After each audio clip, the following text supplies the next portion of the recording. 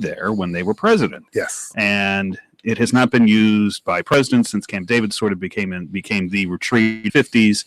And it has not been used pretty much in general since the West Wing filmed some scenes there because it stood in for Yes. Camp David during the West Wing. So the people who own this wanted to turn it into a drug rehabilitation center. Yes. But to do that, to get around the laws to set that up, they had to get a historic designation for this resort called Trout Run. Yep.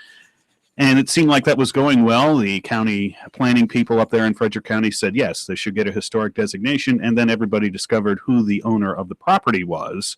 And then that changed what that was. That was Social Betterment Programs, which is the real estate arm of the Church of Scientology. Uh-huh. And they would have set up what is called a Narconon drug rehab center there. And some people got wind of that. So once that occurred, the historic designation, which seemed like this facility was going to get, quickly went away. And then this week, the county council up there formally denied the historic designation by a 6-1 vote. 6-1 vote, 6 nays, 1 aye. I seem to remember that one aye was an individual, Billy Shreve, that we had interviewed on this broadcast sometime previously. But what was the nature of the objection? Simply because it was run by the Church of Scientology? Yes. So there was everybody knows the controversies, I guess, really swirling around Scientology right now. But in particular, there was that HBO documentary that has been out recently. And they had some people come and talk to them who had been Narconon patients, and said that this is basically a tool to recruit people to the Church of Scientology. This is not, as the Narconon people said, this is a non-religious treatment that they offer, even though it is based on principles from L. Ron Hubbard, the founder of Scientology. Yeah. So that came through, and there was a lot of, we don't want this up here. We had some, there's a lot of people who said that were Narconon patients who said, no, this is just basically you quit drugs cold turkey, and then you read a bunch of Scientology books. Is there any other course for the operation right now? Can they say religious discrimination? Can they argue? They can argue several things. I don't know formally what they're going to do yet, but this was a big loss for them because this was the only way that they could have zoned this facility to end up being a drug treatment center. So they still own it, but this facility, this resort is, it's deteriorating now. And will continue to deteriorate because there is no money being put into, rescuing it. But it was very interesting, as Billy Shreve was saying. He says he's now heard everything when it comes to zoning arguments, because usually it's this property is historic, we have to save it. In this instance, it was the complete opposite. Oh, it's not that historic. Oh, President stayed there. Oh, it's this. Yes, it's very beautiful and all that, but it's a bunch of cabins in the woods near a creek. Yeah, but had the Church of Scientology not been associated with this, absolutely, I'm sure would have gotten the designation. Because interesting, the 6 people who voted against it did not mention Scientology at all in their remarks. Billy Shreve was the only one who mentioned Scientology because he said it's clouded my colleague's judgment, the presence of Scientology in the debate. What he said during the broadcast here. And speaking of losing, Council Chairman Mendelson, it would appear that DC's professional soccer team, DC United, has been having talks with a Democratic colleague of yours in Virginia by the name of Terry McAuliffe, who has apparently been attempting to woo the team from its deal that we thought was sealed here in Washington, D.C., over to Loudoun County. We talked about this on the air yesterday. We assumed this deal was all but sealed. Mayor Bowser said she stands behind what she calls a very generous deal to build a nearly $300 million stadium for the team. Council voted unanimously on it. What's going on here? I don't know for sure what's going on. I will say this. I've heard the same thing everybody else has heard. The council last year adopted legislation that didn't just give a green light, but pretty much opened the road for the stadium to be built and the DC United to stay here in the district. And we not only passed the legislation, but you may remember there was a bit of a public dust-up between me and then Mayor Gray over funding, and ultimately we provided the funding as well. So there's really nothing in the way. There are no roadblocks, if you will, in the road toward getting the stadium built in the district.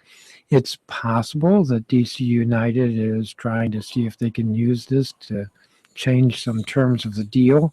I think that would not necessarily be good faith. It's possible that Governor McAuliffe is just being his usual aggressive self about trying to recruit business to the Commonwealth of Virginia, which is part of what his job is. But I want to emphasize that, the district is the center of the region, And the district has shown that there's a very good fan base. Fans, even from the surrounding jurisdictions, are more than willing to come into DC, and they're used to coming into DC.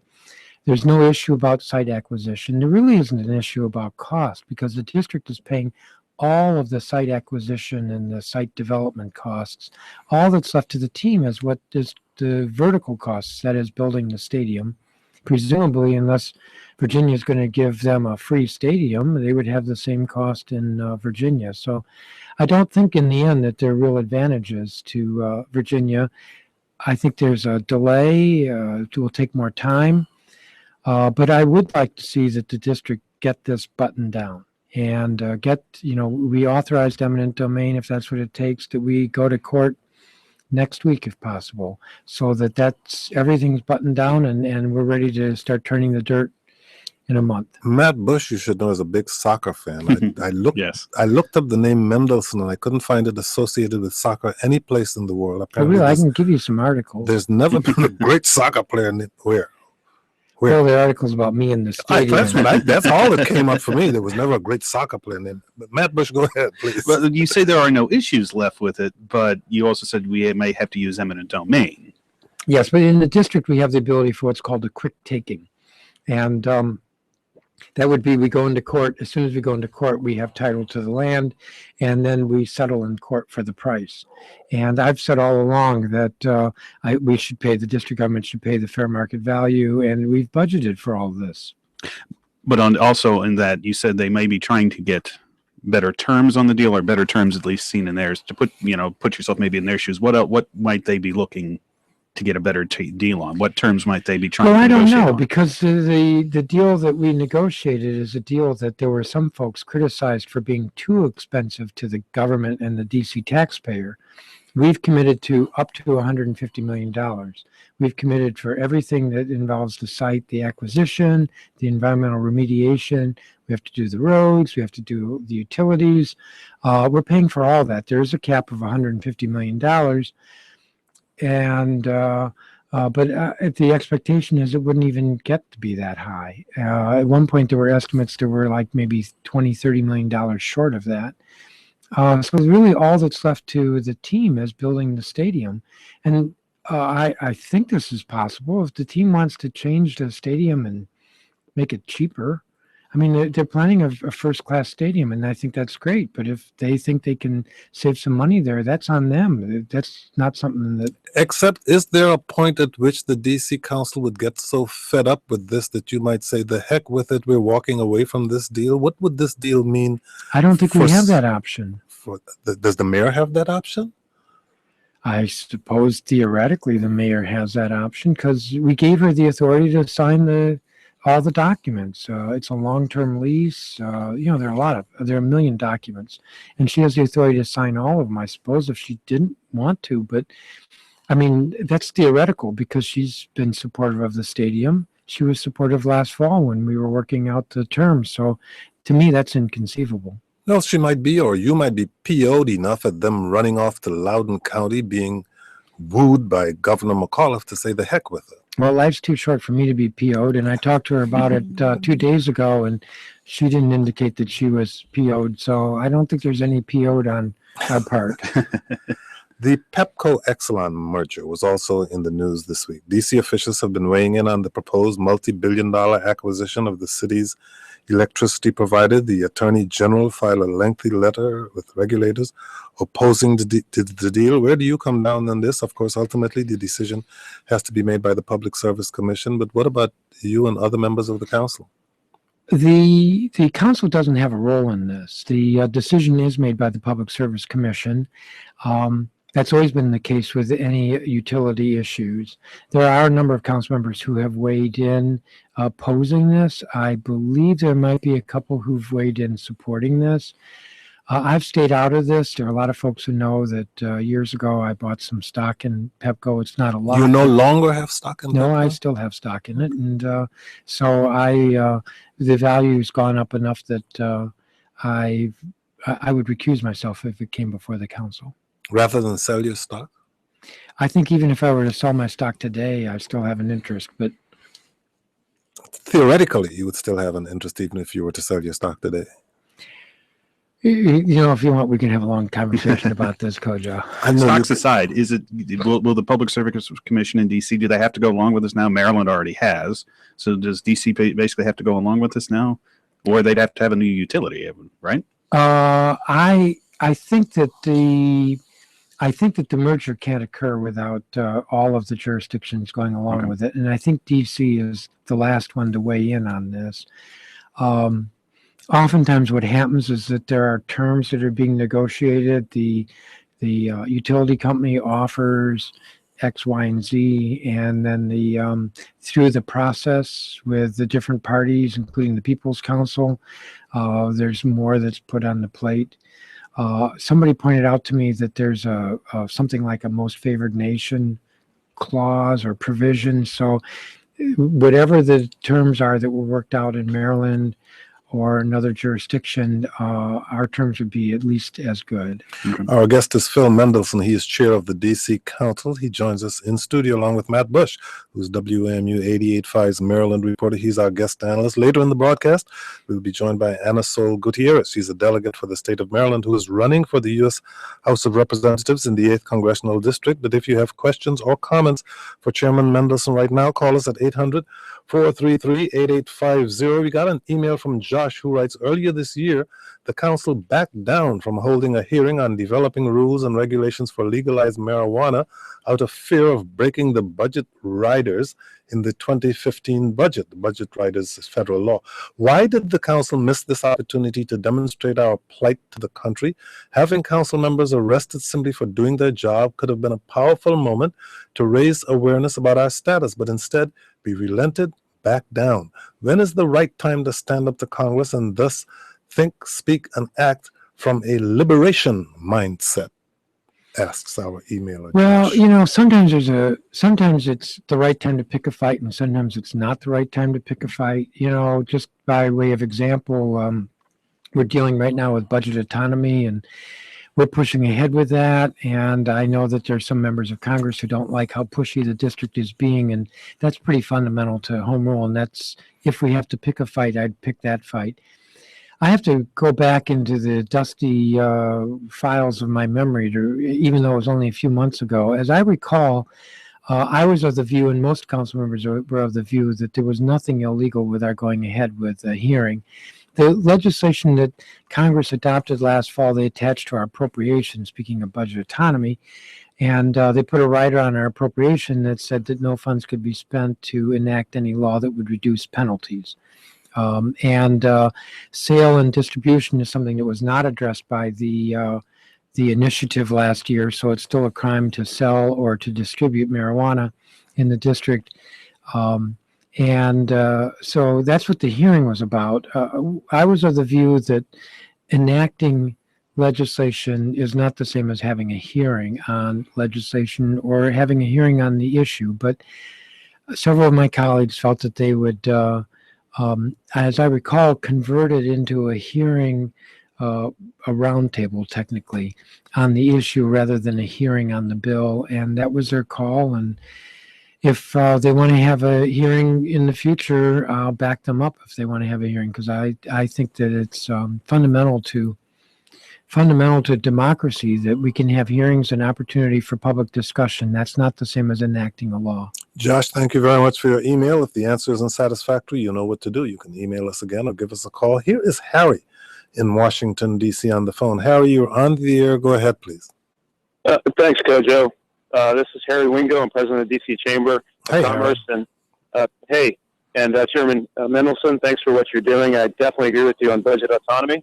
And I just also wanted to say that I'm for the Pepco-Exelon merger. I think it would bring benefits to our citizens, but also just wanted to underscore, Chairman Mendelson, how we appreciate what you are doing to try and improve business conditions in the city, and including on having economic impact statements for legislation. But he's for the Pepco-Exelon merger. Okay, let me just mention on the economic impact statements, one of the provisions that's newly in our rules this year, and we're going to start doing it this fall, is that when we're considering legislation, we're going to include an economic impact statement. I expect it's going to take some time for this to evolve into a really useful and meaningful document, but the idea is to look at what is the economic impact, the cost or the benefit, maybe to business or to the community at large, to legislation that we're considering. That's something that we've not included with our legislation, and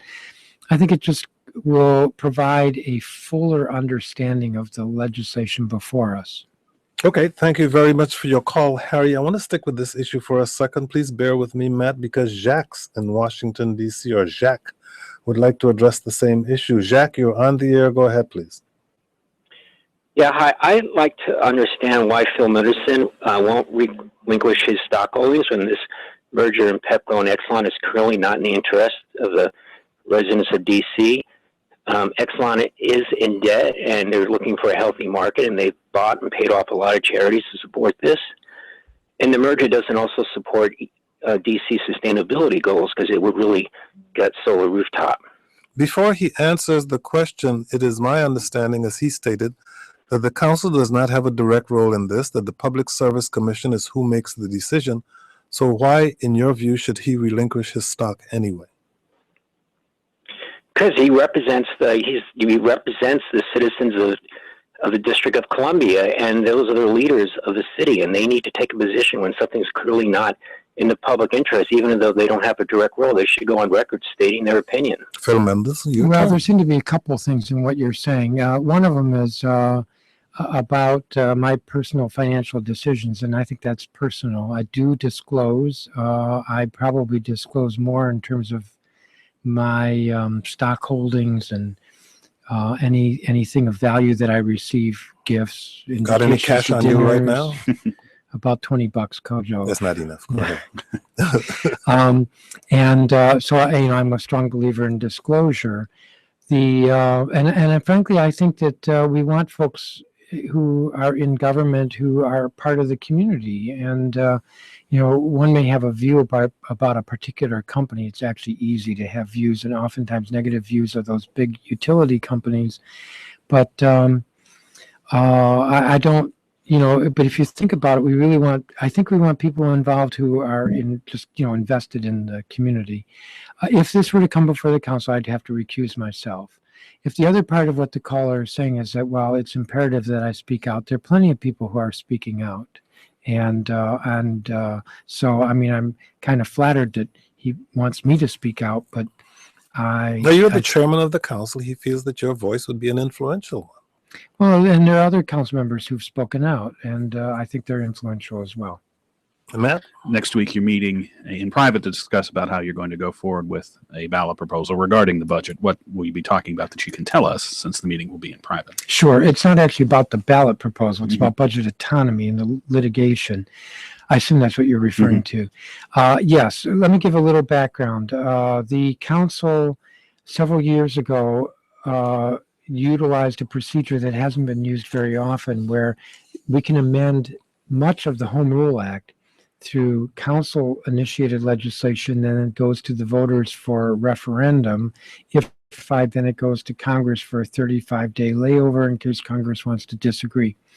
We believe that with regard to the appropriation process, that Congress initially in 1974 did not want the council involved in the budget process, but then through a series of amendments after 1974 opened the door to amending that provision and others in the Home Rule Act. And so that's what we did a few years ago. The Government Accountability Office issued an opinion at the request of, I can't remember if it was a member of Congress, saying that what we had done was not an appropriate way to amend the Home Rule Act with regard to appropriations. And the Attorney General of the district at that time also wrote an opinion saying it wasn't appropriate. And accordingly, the chief financial officer said that he felt constrained that he could not recognize budget autonomy as the law. So we filed in court, Superior Court, for declaratory judgment, asking the court to look at the issue, look at the controversy, and determine who was right, of course, believing that we're right. The then Attorney General removed the case to U.S. District Court, saying essentially there was a federal question which would seem sort of obvious because it does involve whether Congress can appropriate our dollars or whether they have the exclusive right or whether the district can do it. We're talking about $7 billion that's locally raised, not federal dollars, locally raised income tax, real property tax, sales tax, etc. The trial court in the U.S. District Court ruled against the council. We took an appeal. Last week, 2 weeks ago, the Court of Appeals in a what's called a per curiam order, one sentence said the case was dismissed, that the issue was moot in terms of the federal litigation, and that the case was remanded to the trial court to be sent back to Superior Court. So the litigation is still alive, and the chief, we've touched base with everybody. The mayor, new Mayor Bowser, disagrees with former Mayor Gray, and so she agrees with the council, but the chief financial officer is still standing by his position. So there's still a controversy. As does the new attorney general. Well, the new attorney general is representing his client, in this case, the chief financial officer. Right. I mean, he's the lawyer and for the chief financial officer. So we're going to have a briefing from our attorneys next week in which we're going to discuss the issues in finer detail and what the possible what the choices are before us with regard to the litigation. I'm confident in saying that members of the council want to proceed with budget autonomy. And it's very important to the district. This is not just about home rule, and I don't want to diminish that at that point at all, but it actually costs us. The federal appropriation process costs us. It's more expensive to run the government. Our fiscal year is out of whack with the school year, and that makes it, every jurisdiction in the country has a July 1st fiscal year except the District of Columbia, because ours is the same as the federal government, which is October 1st. It costs us in terms of Wall Street and our ratings and how much we have to pay in interest. It just costs us in terms of a budget process that's so prolonged that it ends up being just a little bit Well, let me expensive. prolong it some more. The council passed the budget last week. It's got some ambitious plans in it, but you wanted to keep tax hikes down or at bay. But how are these ambitious programs going to be paid for? And Ms. Mayor Bowser had proposed a 0.25% sales tax increase, saying that was necessary to pay for all of these additional services. You say, no, I found money someplace else. Correct. Obviously not in your pocket. You only got $20. I lied, Coach. Actually, I think I have $35. Does that help? No. It still doesn't get up Right. to the certain W. Where did you find the money To to the pay for these WMU level. programs? Is this pledge week? No, it is not. But We will take your money. yes. Well, there's several ways to answer it, but the simple way to answer it is that we did a little bit more belt tightening, and we were able to find not only the dollars necessary without raising the taxes, but to add to some of the program initiatives that the mayor had proposed. So we added roughly $10 million more to services related to reducing homelessness. We fully supported the mayor's proposal with regard to the Housing Production Trust Fund. And there were a number of other much smaller initiatives that council members felt were important that we were able to fund as well. We scrubbed the budget and we found more dollars. And that might sound a little strange, but there were no gimmicks in this budget. We worked closely with the chief financial officer, identified dollars that were one time, meaning that they're available right now, but they won't be recurring next year. We identified other dollars that are recurring. We did a little bit in terms of revenue, such as increasing the fine for parking ticket from $25 to $30. Actually, there are a number of jurisdictions in the region that charge as much as $45 for a parking ticket. Yes, I know one of them. But we didn't do I that. just got one last week from them. We extended the parking But meters. we only got $35 in this room. Sorry, can't help you. We extended parking meters where they right now run till 10 p.m. They'll run till midnight. If they don't run to 10 p.m., then they're not affected by this. So that brings in some additional dollars. I think it's important that we don't raise taxes every opportunity that there is to vote. We really shouldn't be raising taxes unless we see that there's a problem with DC revenues. Our revenues are growing by $200-300 million a year right now. You were mostly in agreement with the mayor on budget issues, but one area you disagreed on, the mayor wanted to expand what's now known as the Marion Barry Summer Youth Employment Program. She wanted to expand it for youth up to 24 years old at is happening on a pilot basis this summer, but you opposed making that expansion permanent. Why? Correct. What we're talking about is a temporary jobs program that has been in existence for maybe 30 years. And it's been controversial because oftentimes there are reports, you may remember when Mayor Fenty was mayor, there were a lot of screw-ups in terms of kids just waiting and not getting a job assignment. That hasn't happened in recent years, but there have been some complaints about whether these are really meaningful jobs. Be that as it may, it seems to make a lot of sense to give a teenager the opportunity for an experience in the workplace, to learn what it is, to have to get to work on time, to work for the 8 hours, to have to be responsive Not to so your much boss. so for a 24-year-old. Well, the distinction here is this. A 24-year-old needs a permanent job, not a 6-week minimum wage job. That's an important distinction. We have workforce programs. We have the community college. We have workforce development at the community college. We also have a number of programs, employment programs at the Department of Employment Services. That's for the 24-year-olds, not a 6-week job at minimum wage where after 6 weeks, they got nothing. I mean, we just might as well be writing them checks. Mark or Matt, any questions? Lastly, there was we're going to see how much is in his wallet first. I think we're going to get. He's counting. He is counting. $44, Kojo, but I need $1 for Metro. That's not even There you appropriate for a low-level mugger, but go ahead, I please. think it's what 60 is our cutoff, right? Now I lost on what I was going to ask. Well, here's Matt. Someone has another. Here's Matt has Mary. one. I'm sorry. Here's Mary in Alexandria, Virginia. She's ready with her question. Mary, go ahead, please. Hi, Kojo. We're having an election in Alexandria and Arlington on Tuesday. Yeah. And I know that Mark Levine had worked with Phil Mendelson to craft the DC marriage equality legislation.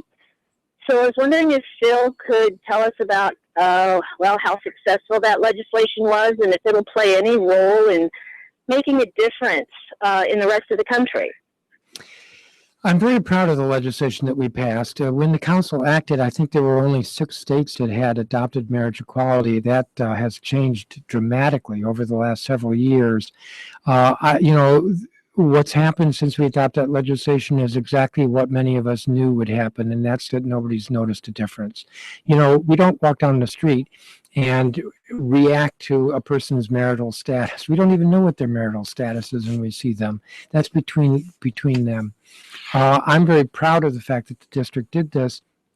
The reality is that jurisdictions that are tolerant are jurisdictions that are very good for business. It's a jurisdiction where people want to come and live and get jobs. And jurisdictions that are intolerant are unattractive to a workforce and therefore not good for business. And I hate to put it in those economic terms because I think this is also a fundamental civil right. In fact, when we put the legislation through, we pointed to the Loving case, which was the name of a civil rights case back in 64, was it? I think it was 67. Earl Warren wrote, and Virginia. it had to do with it. Came out of Virginia, and Virginia still had a law at the time that made it illegal for persons of different races to marry. And in fact, the court. I remember the Supreme Court cited the trial court judge's opinion in which he talked about God and how God never intended for the races to mingle.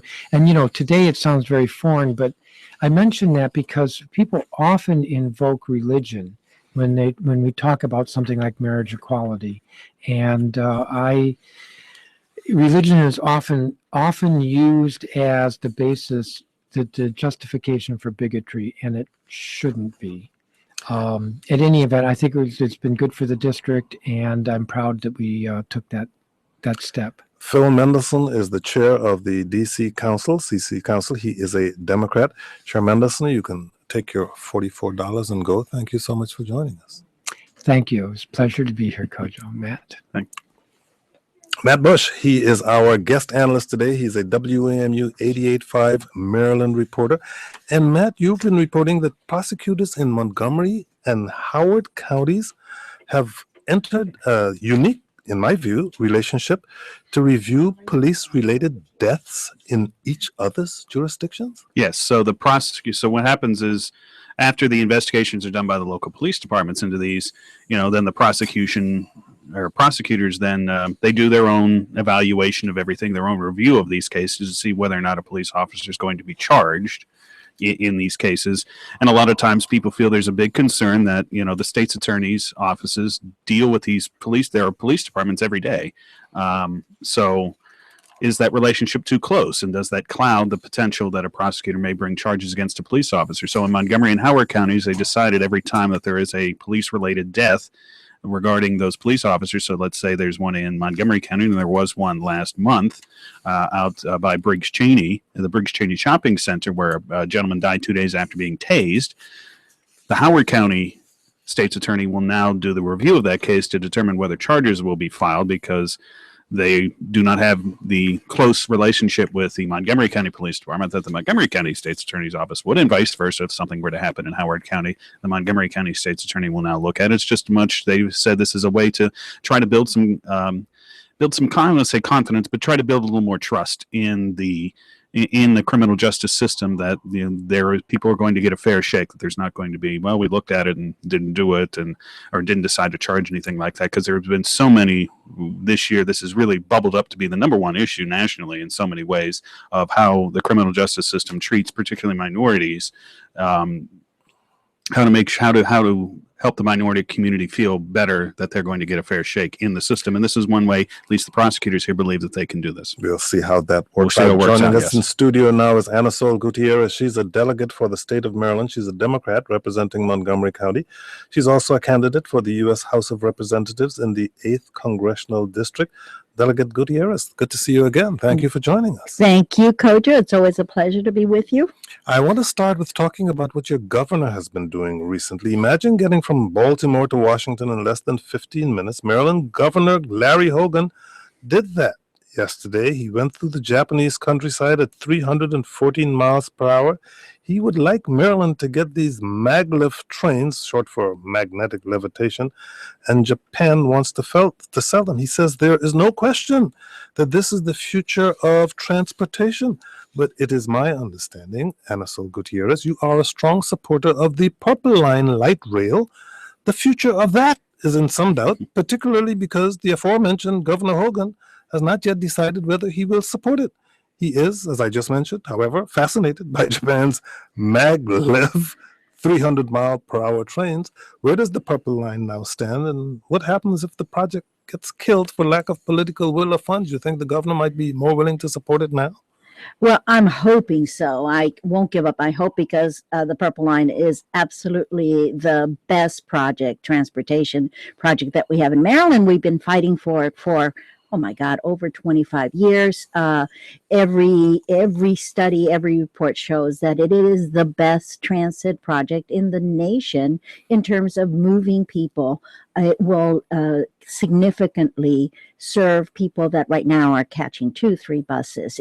And it has all of the benefits of economic development, business development. It is just I believe, a perfect project. Now, for the governor to go to Japan and discover maglev shows that he hasn't really been paying attention. In Maryland, especially when our controller, Peter Franchot, was the head of our transportation committee, there was a huge interest in creating maglev between Baltimore and Washington, and then extending it up to the East Coast. We had lots of federal funding to look into it. It ended up going nowhere. It's a very, very, very expensive mode of transportation.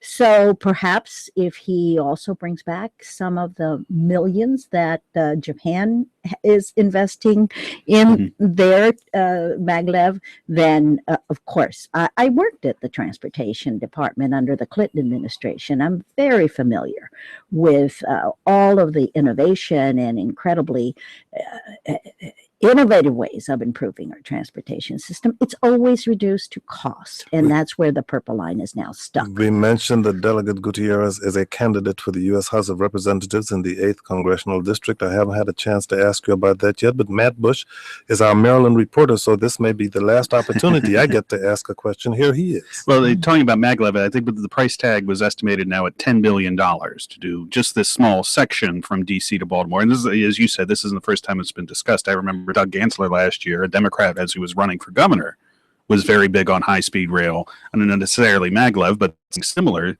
between the two cities, saying it would help repopulate the city of Baltimore, that people would live there instead of living in Montgomery Well, it's County. going to come. Obviously, I mean, it's kind of shameful that in the United States there is no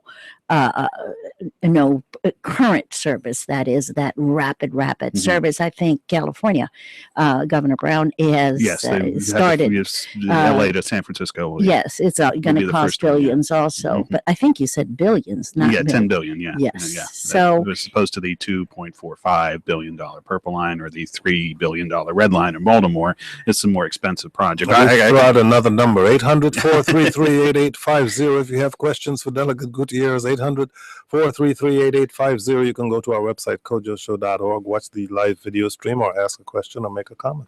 So we have this maglev, you have the Purple Line, the decision the governor's made. He's already made a decision on several bills that passed during the legislative session this year.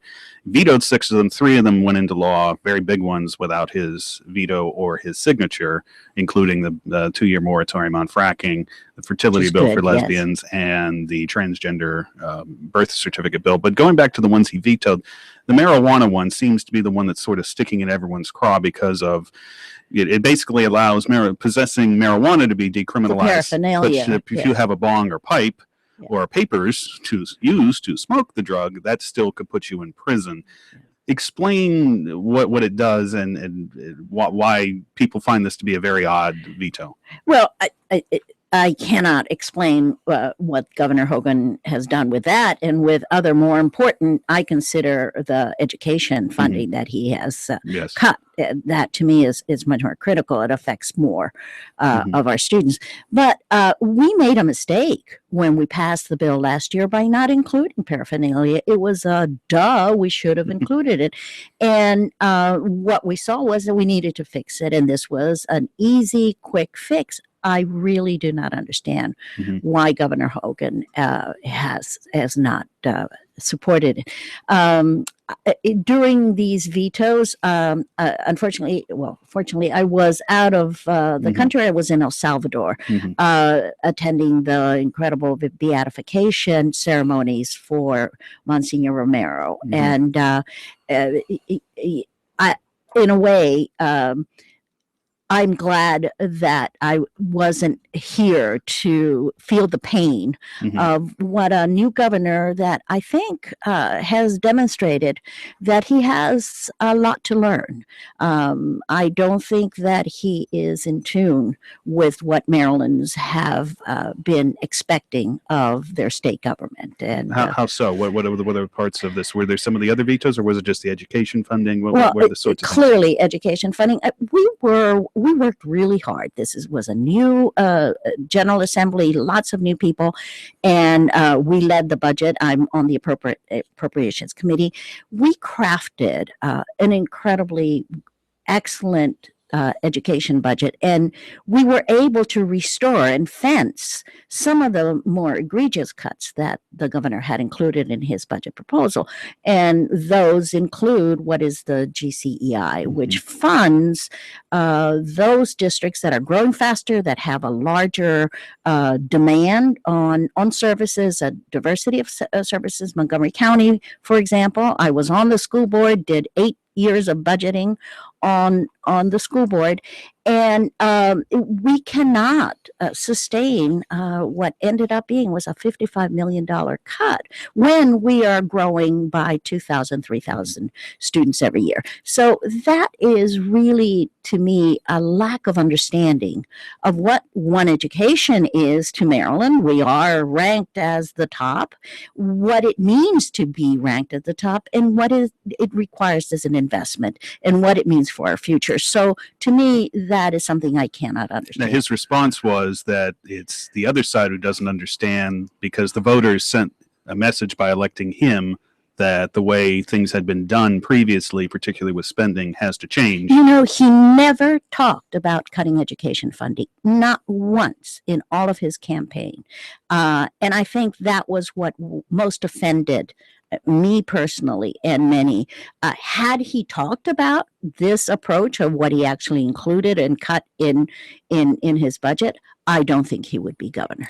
You mentioned 8th year's budgeting on the school board. You're now serving your 4th term representing District 18. It includes Kensington, Garrett Park, Chevy Chase.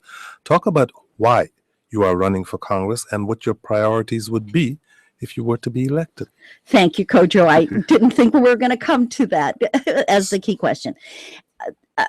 Yes, my experience on the state level has been incredible. I think I've been able to look at a huge range of public policies that impact the lives of our communities.